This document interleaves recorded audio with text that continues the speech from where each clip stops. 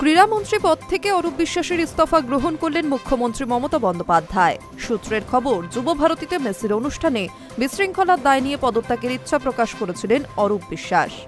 মুখ্যমন্ত্রী যে তদন্ত কমিটি গঠন করেছেন সেই কমিটির তদন্ত শেষ না হওয়া পর্যন্ত অব্যাহতি চেয়েছিলেন তিনি। সূত্রের খবর, অরূপের সেই ইচ্ছাকে মান্যতা দিয়েছেন মুখ্যমন্ত্রী। ক্রীড়া ও যুব কল্যাণ দফতরের কাছ থেকে অব্যাহতি দেওয়া হয়েছে অরূপকে। আপাতত ওই দফতর নিজের হাতেই রাখছেন মুখ্যমন্ত্রী।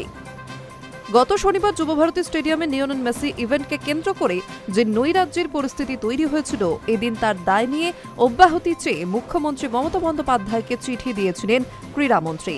ওই চিঠিতে অরূপ বিশ্বাস লিখেছিলেন, নিরপেক্ষ তদন্তের মর্মে আমি ক্রীড়ামন্ত্রী হিসেবে আপনার কাছে অব্যাহতি চাইছি।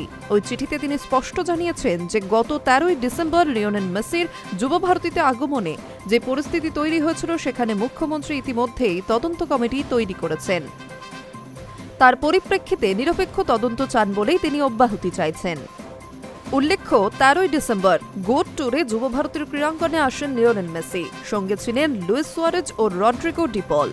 কিন্তু হাজার হাজার টাকা দিয়েও দর্শকরা মেসিকে দেখতে পারেননি বলেই অভিযোগ। মেসির সঙ্গে যুবভারতীতে ছিলেন ক্রীড়ামন্ত্রী অরূপ বিশ্বাস। মেসি স্টেডিয়াম ছাড়ার পর ভাঙচুর শুরু হয়।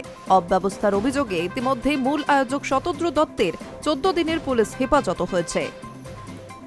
High news network.